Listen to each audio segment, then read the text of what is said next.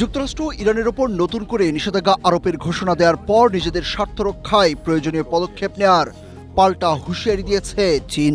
তেহরানের সঙ্গে ব্যবসা করা দেশগুলোকে বিচ্ছিন্ন করতে ওয়াশিংটনের চাপ বাড়ানোর মধ্যেই বেইজিং এই হুঁশিয়ারি দিয়েছে। চীন স্পষ্ট করে জানিয়েছে মার্কিন নিষেধাজ্ঞা উপেক্ষা করে তারা ইরানের সঙ্গে স্বাভাবিক বাণিজ্য ও অর্থনৈতিক সহযোগিতা চালিয়ে যাবে।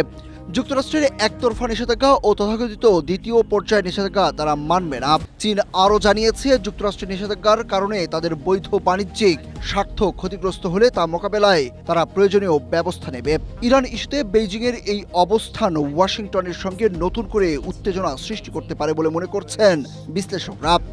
স্ট্রবেরি সুপার ডটেড ও ক্লাসিক ভ্যারিয়েন্ট সেন্সেশন জাগুক শিহরণ। এর আগে ইরানের ওপর নিষেধাজ্ঞার পরিধি আরও বাড়ানোর ঘোষণা দেয় যুক্তরাষ্ট্র। ওয়াশিংটন জানিয়েছে ইরানের সঙ্গে ব্যবসা চালিয়ে যাওয়া দেশ ও প্রতিষ্ঠানগুলোর বিরুদ্ধে তারা ব্যবস্থা নেবে। বিশেষ করে ইরানের তেল বাণিজ্যের সঙ্গে যুক্ত দেশগুলোকে লক্ষ্য করে চাপ বাড়ানোর হুমকি দিয়েছে যুক্তরাষ্ট্র। ইরানের তেলের অন্যতম প্রধান ক্রেতা চীন।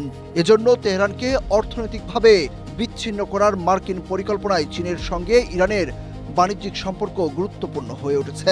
তেহরানকে একঘরে করতে যুক্তরাষ্ট্রের সামনে সবচেয়ে বড় চ্যালেঞ্জ হলো চীন।